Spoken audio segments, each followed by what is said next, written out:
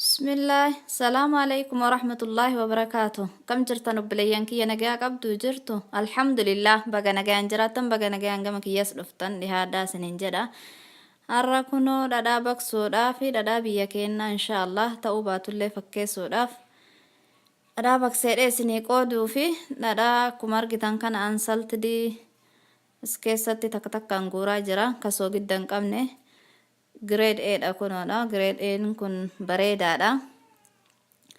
Akkanti as keessatti guure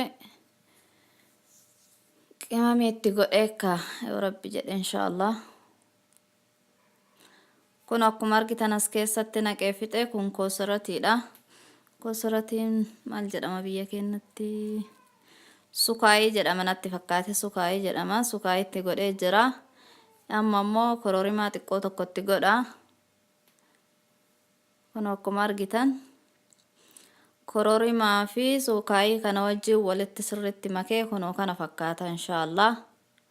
Akkanatti qadaadee torban tokkoof teechisa inshaallah yoo rabbi jedhe akka inni fooliin isaa dhadhaa biyya keenyaa godhatuuf inshaallah yoo rabbi jedhe walitti deebina.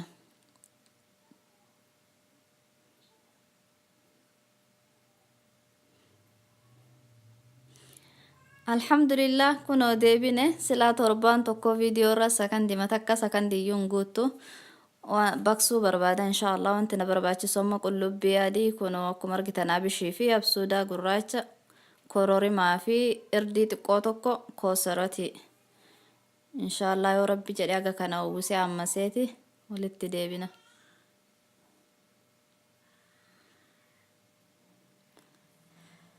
Maxxabashaa xiqqaasaa abiddarra godhee jira. Qullubbii adii keessaa godheeti sadii isaa kana walitti xiqqoo tokko uwwisaa inshaallah.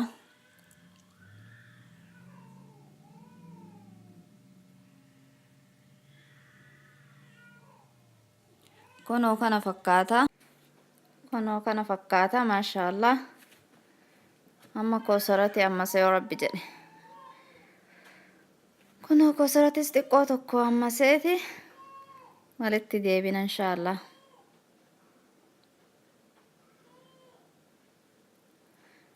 Kunoo distis ibiddarra godhee jira. Dhadhaa engaddaa kana fakkaata.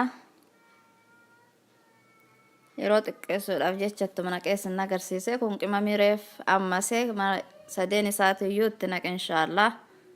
Kana fakkaata. Kun koosaratiidha.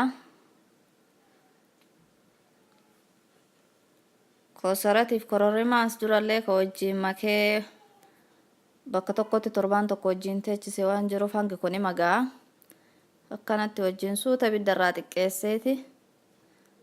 Suuta sochoosaatti bilcheessa inshaallah. Kunoo kana fakkaataa koomachaa yoomachi gubbaarratti ba'e. Agoomacha kana inni fixatutti akkanumas suutaan itti deddeebi'ee amma sochoosa inshaallah. Ibidda xiqqaarraa godha. Garuu hoomacha kana fixachiisuu qaba. Kunoo qullubbii adii yookaan shunkurtii adii itti godhee jira. Shunkurtaa adii wayitee tokkoffaa jalqabaa sanillee yoo itti godhullee yoo barbaadaniin danda'ama. Garuu anammumatti godhe. Kunoo hoomachi isaa xiqqaatee kana fakkaata amma. Alhamdulillah amma xiqqoo tokko qofatu gubbarratti hafe. Irdii xiqqootti godha. Irdiin kalarimaaf malee yoo irraa hafillee rakkoo hin qabu. Namni hin barbaanne irraa dhiisuu ni danda'a. Bifa isaan bareecha. Kunoo kana fakkaata. Wayita dhimbiifni walitti deebina inshaallah.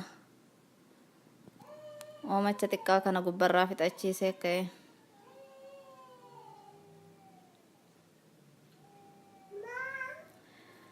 Kunoo meeshaa akkanaa qulqulluu isaa keessa dhiqee gogsee jira. Uummata akka jiidhaan qabu gogaa ta'uu qaba. Kunoo masuuta dhimbiibaa fuudhee itti gadi dhimbiiba jechuudha inshaallah. Maashaallah bifa isaa akkuma isin argitan kana juusii wayii fakkaata. Maashaallah.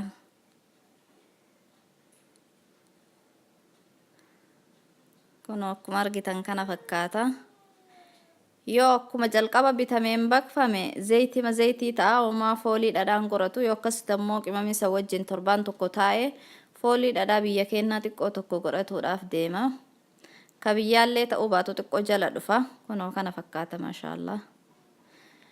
Ganama bulee barumtaa isaa kunoo kana fakkaata firiija keessan goone nu bira xiqqoo amma laftiin qabbanaa haaluma godhee dhiise. Kunoo ganama wayitanu kaanu akkana ta'ee nu eegee jira alhamdulillah. Kunoo kana fakkaatee jechuun achi marqaan tahee waxiitti godhatanii tahe. Assalaamu alaykum wa rahmatullahi wa barakaatuh. Nagaan naaf jiraadha inshallah. Gaafa biraa nagaa walitti deebinee rabbi jedhe.